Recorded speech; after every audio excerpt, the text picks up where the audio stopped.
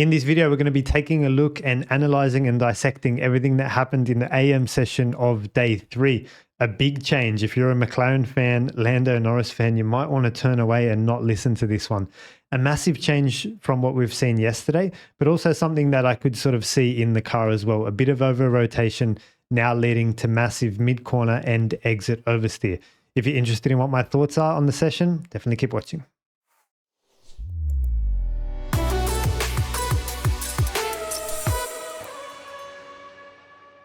Welcome back to the channel, guys. My name is Martin. I'm a specialist technical coach and mentor for open formula drivers. In this video, we're going to talk through the AM session of day 3, and I'm going to point out to you some of the key things and key differences that we've seen since day 2, of course. Now, what a difference a day makes. Now, slightly warmer conditions in this one. I think we're at 13, 14 degrees yesterday. Today, we're up there 18, 19, 20. So you might not think it's too much, but that's the difference between cold and mild. And it's enough, therefore, when you add maybe some hard compound tires and a little bit of fuel in the back of the car, it's enough to start to overheat the tires if you do have balance issues. Now, following on from the video yesterday, we spoke about how much front grip that McLaren had. I was absolutely shocked at how well it turned into the corners, even to the extent that it caught Lando Norris out with regards to when he turned into the turn 8 right-hand tight corner. He had to second guess, open the steering for a little bit and have another crack at turning in because of how sharp the McLaren was at turning. Then on the exit of turn 8, we saw like a little bit of traction issues as well. And I was suggesting there's potentially over rotation in that car. Like it's turning very well, potentially too much, right?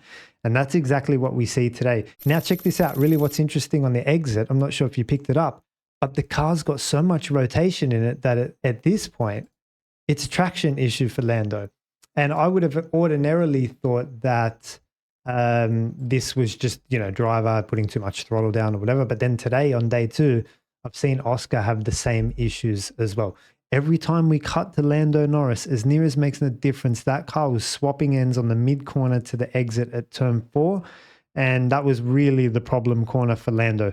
So I first saw it about 2 hours into the session. And I thought, oh, that's really weird. It's hooking up turn 4 so well that the rear is starting to come around as well. And then just as Lando was going through that lap and finishing turn 5, 6, 7, 8, I was thinking, what's a solution that Lando can do here, really? The only one I could think of was just for him to slow his hands down a little bit on the entry to mid-corner into turn 4. Next lap later, Lando does exactly that, to his credit. So good job, Lando, who's trying to problem solve out there. And he slows his hands down. He really literally just turns the car with his eyes, tries to get it into turn 4, and again it snaps at turn 4 in the mid corner. So a frustrating day for Lando because not only did they have those mid corner snaps, another one down at turn 11 as well. Similar sort of corner, like similar sort of speed. The front wing is kind of very active in those corners. It's a little bit different to turn 8, for example, and turn 1, where the speed really falls away. But again, into turn 11 is what I want to highlight. He turns in the back again. So it's like the car's so hooked up on the front that the rear cannot hang on. Now, that's a mid-corner issue when Lando's sort of coming off the brakes, and it's really sits in the mid-corner when he's off the brakes, almost fully off the brakes, and just rolling the car through the corner. It wants to swap ends for some reason.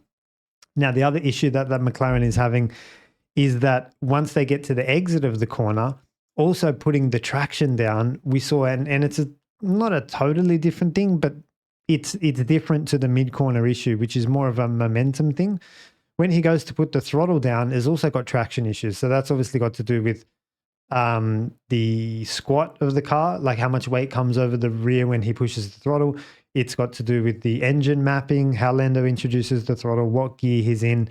Also got to do with the on-throttle differential setting, if they have access to change that. Those are the sort of things that can help with that. That traction issue, I think, will clean up a little bit if they clean up the mid-corner issue. I think the mid-corner issue is really spiking the tire temperatures, and then on the exit, like you're kind of in trouble anyway. So I think they've really got to focus on cleaning up the mid-corner issue. And like it's good to have, right? That amount of front grip in the car is it's better to have it than not have it. That's the first thing. But they do need to work out how to control it and how to nurse it and how to either dial it away, dial it out, or slow it down. Like I said with Lando, when he turns into turn 4, it's like the car's getting too much rotation all at once, and the idea of slowing your hands down, the rate of steering is the way to go.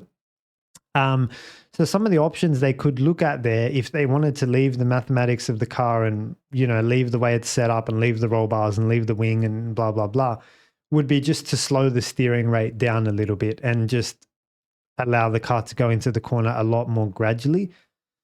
In theory, that works, but as a driver, that's kind of really annoying because all of your rates of input with regards to the steering have to adapt to that new feeling. That's all. You still want to do the same thing, but there's always a question mark in terms of how much do I turn now, and is it going to be enough? And just recalibrating in with that new rate of steering.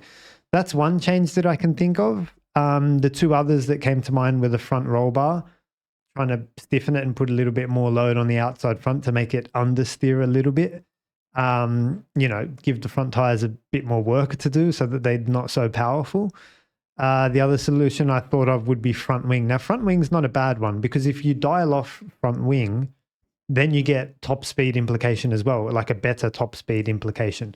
The only problem I see with that, if you do dial out front wing, is you lose a bit of braking capacity as well. So the more front wing you have, the more front downforce you have, the more you can slam on the brakes in decreasing radius corners like turns 9 and 10. Having a high front wing angle is very helpful into those corners.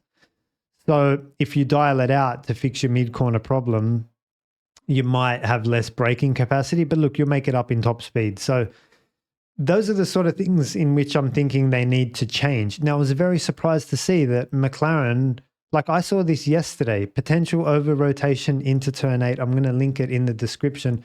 I'll put it up as a card and you'll be able to click it on the top right as well. But I saw this yesterday, potential over rotation on turn 8 where he was struggling with traction. That's how much front end it had. And I was really disappointed to see Lando have to struggle with that for 4 hours today. Every single time he turned into turn 4, the car didn't want to turn in. Like, look, I'm not in the team. I have no idea what they're doing, but bring him in, take some front wing out, or change the steering rate, or, stiffen the roll bar, or like try something. Play with the rear, maybe the rear ride height, bring it down a little bit, or soften the rear end roll as well. Like, do something to, like, he shouldn't have to go through turn 4 10 times and struggle every single time. Like, it shouldn't have to go through those corners so many times and experience the same issue, unless, to their credit, they have been trying these things and nothing seems to dial it out. I'm not sure. Let me know what you guys think in the comments. If any of you guys know what changes McLaren made to that car during the AM session of day 3, I'd like to know, because those are the 3 changes I'd be looking at. So I'm a big fan lately of making all changes in very small amounts because they're all heading in the same direction. So I know it goes against classic vehicle and, car setup philosophies, which is that you should only change one thing at a time so that you know what it is. But sometimes those changes can be so powerful that you get negative implications of that as well. For example, if you change the steering rate too much or you pull too much front wing out of it, you're going to win there but lose somewhere else. So I'm a big fan of just 3 very small changes. And the 3 small changes that I would do is a very small change to the steering rate to just slow it down ever so slightly. A little bit of front wing out. Again, details, pull that out a little bit. And front roll bar, a tiny, tiny bit stiffer if they can. And all 3 of those combined maybe can just help keep all of the strengths that the car has, which is great front end, good braking, good, whatever. But then if we do look at the straight line speeds, actually, now that we talk about straight line speeds, McLaren is down a little bit on the straight line speeds. While we're at it, let me just bring that up and we'll have a look at that together, because I was looking on that just before I went live here. And so I've picked the cars as at yesterday. I've picked both the McLarens, the Red Bull who did all the running, Leclerc, Antonelli. I just stacked them all and I clicked fastest laps. And I'm looking here down at the braking into turn 1, and you can see the McLaren there, 308. So there is a case for pulling out a bit of front wing and maybe trying to find a bit of top end. You've got all the other guys there. You've got Piastri there at 310. He's in white. So the McLarens are, last and second last of the top 4 teams, 308 and 310. You've got the Mercedes and Red Bull humming away there at 315, and then Ferrari sort of in the middle at 312. So there is a case for pulling out a little bit of front wing. That's what I'm talking about. So pull out a little bit of front wing, find some top speed here, slow the steering rate down, and the roll bar is an optional one if you want to. But anyway, so massive, massive issues for McLaren. Like that car just wanted to, Lando couldn't control it, and it looked like a very frustrating day for him. So I'd be keen to hear what he says actually after this day. And like I say, it's a better problem to have extra front grip than not have it, but somehow they need to slow it down. And the steering rate and the front wing are the two levers I'd be pulling. But again, let me know what you guys think in the comments. How would you solve for this issue? Did you guys see it? Now, like I said, the traction issues were there as well.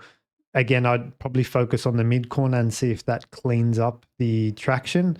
But if it doesn't, your power curve, your on throttle differential, soften the rear springs, those sort of things can get you out of trouble there. That's not as bad as the over rotation, because in a race, that's going to just swallow rear tires like crazy. Okay, the other thing with McLaren, just as I'm looking at my notes here, is we saw a few slow-mos of it earlier in the session, like fluttering a lot, like almost like the tire was wobbling and then the front wing was flapping with a super slow-mo braking and turning into the turn 9 and 10 decreasing radius corner. So I thought that was really odd. And now that we've been speaking about McLaren's front end and how different and strong and powerful it is and how they might need to tweak it, and we also see this like tire wobble or tire flutter, I'm not sure if the two are connected. I'm not sure what's causing that. It's definitely not a driver-induced thing. And so I just thought I'd call it out and note it down. Is there any correlation between what's happening there? I'm not sure if any of you guys saw it, but the tire was like really, like there was an oscillation on the front that you wouldn't normally see, and it was causing the front wing to vibrate a lot as well. Just under load there in the braking and turning into turn 9 and 10. So I thought I'd note that as well. Okay, let's move on from McLaren. So turn 9 and 10, Alex Albon and Kimi Antonelli still struggling to get the braking, to find the braking setup into that corner. And I say braking setup because there's more than just brake balance. It could be the brake balance. It could be the brake migration. It could be the engine braking. If you haven't seen my video on the steering wheel, the Mercedes steering wheel that I put out, I'll link it again in the description and put it as a card on the top right so you can click it. But you need to find a good balance in that decreasing radius corner. Whenever you're braking and turning at the same time, you've got to find a way forward there. So the three things that you can do is, obviously wind the brake balance back a little bit, but not too much, because you're giving away braking potential, and the steering comes on later in the corner. So that's one, but I'd put that one on hold for now. I'd really target the other two first. So the engine braking has to go up quite a lot. You really want to pull back with the gears and just give the brakes a little bit of an easier time. But that does swallow fuel, and that's going to be a penalty in the race as well. Like you're going to have to start the race with more fuel if that's your technique into there. The best and most elegant solution is brake migration. So starting the brake balance further forward and migrating it to the rear as that corner unfolds is the way to go. So it's tricky because in that corner, you put on the brakes progressively because you're turning, but then you take them off progressively as well. So you need to map in a brake migration there that starts the brake balance at, 56, 44, for example, but then runs it away closer to 50-50, maybe 52, 48, something like that. So you want to migrate your brake balance throughout the braking phase, because the lockup doesn't happen on the initial contact. It happens always like later in the braking phase when the steering comes on and the load comes across and all that sort of thing. So they've got to find a braking setup, those boys. Alex Albon and Kimi Antonelli has been struggling to find a braking setup. Now, Bottas was excellent at this. He understood the brake migration, leveraged it quite well. Nico Rosberg before Valtteri was a master at, pulling these levers and finding solutions. I think that's how he won the 2016 World Championship, in just finding these details and problem solving out there, which is what you need to do. So I say that because Kimi's in Mercedes. So Nico and Valtteri, and now Valtteri's there as an acting mentor, should be able to pull Kimi out of that and give him a comfortable braking setup for turns 9 and 10. Now Kimi's too young, I think, to be at that level of, sorting that out as well. I think he just needs a little bit of direction there to say, try this setup that worked for me last year or whatever. Valtteri can just give him a little tap and give him a little bit of help there. Interesting to see when we jumped on board with Alex Albon in the Williams, that car was all over the place. Whereas yesterday, in the hands of Carlos Sainz, it looked amazing. And I called out yesterday what a good job I thought Carlos was doing, and a little bit of a trick or technique that he was doing on the exit of turn 10 to find a little more traction potential. But I just wanted to highlight the difference in how the car looked yesterday versus today, but also the difference in how Carlos is going versus how Alex is going. For the record, I think Carlos is going to easily beat Alex this season. I think Carlos is next level driver compared to Alex in terms of everything I just spoke about: ability to problem solve, dig yourself out of trouble, methodical worker, almost that engineering type solution orientated person. I think Carlos will just work it out. And that's not to say Alex is not good at all. I just think Carlos is better. So yeah, it was interesting to see when we jumped on board to Alex, he couldn't get it turned into turn 8. And then I think even then he did manage to get it turned into turn 8, but then again, it's just no traction on the exit. So totally different flow to what Carlos was getting into yesterday. Now, just as I think about Antonelli, I just want to add that he's milking the track more than anyone. And what that means is he's using all of the track width on entry more than anyone. And I'll bring up a picture here, but he's really opening up the corners, which I think you want to do in Bahrain. There's not really a case for the tight line. I don't see it being of use at all. And so opening up the corners, sweeping in from far, carrying good speed in, keeping the downforce active, I think is the way to go. Not only in turns 9 and 10, but Kimi's milking the track at turn 4, turn 11 as well, the increasing radius corner, which are those are the two main areas. What did I say? Turn 4, turn 8 as well. Turn 9, sorry, just on the entry to turn 10 as well. So Kimi really like searching for extra speed. I've been impressed with how confident Kimi's been out there, like just the car's attitude, the way it looks, the way he throws it around, and so on. So just as we touch on this, the thumbnail of this video with Ferrari, I think the car looks like it has the least problems. I haven't touched on Red Bull at all, really, but we saw a shot of Max Verstappen scratching his head in the garage as well. I'm not sure if you guys saw that, but we saw him scratching his head. We see Lando, the car, wanting to swap ends at the mid-corner. Ferrari and Mercedes look like they have the least problems. I'm still not sure if the Mclaren is a weapon in terms of when the fuel comes in and we're on different compounds in Melbourne and, you know, the different conditions. Having access to that front grip can be helpful. I'm sure that's going to be a dangerous car in the likes of Netherlands and Hungary. But in Melbourne, you're looking for more traction and straight line speed. And like Ferrari always seem to go pretty well in Melbourne. So a very loose tip at this stage, but I think it'll be Ferrari and Mercedes who look like they've got the least trouble to deal with, provided that they've got their top speed and, you know, all things being equal, the balance of those cars looks to be a little bit better than the Red Bull and the McLaren at this stage, which is fascinating because those are the guys that were fighting for the championship last year. I hope you've enjoyed this video. If you had a question, thought, or comment, please leave it in the comment section for me below. I'll be happy to answer it and discuss with you there. Otherwise, that's all. The next time I'll be on with you guys, we'll do a live stream to preview the Melbourne Grand Prix. Like I say, just talk about what's important, catch up on the practice, the testing as well, see what the drivers have been saying, and yeah, preview the track layout and which cars and which strategy is going to go well around there. Thanks for watching. I'll see you in the next one.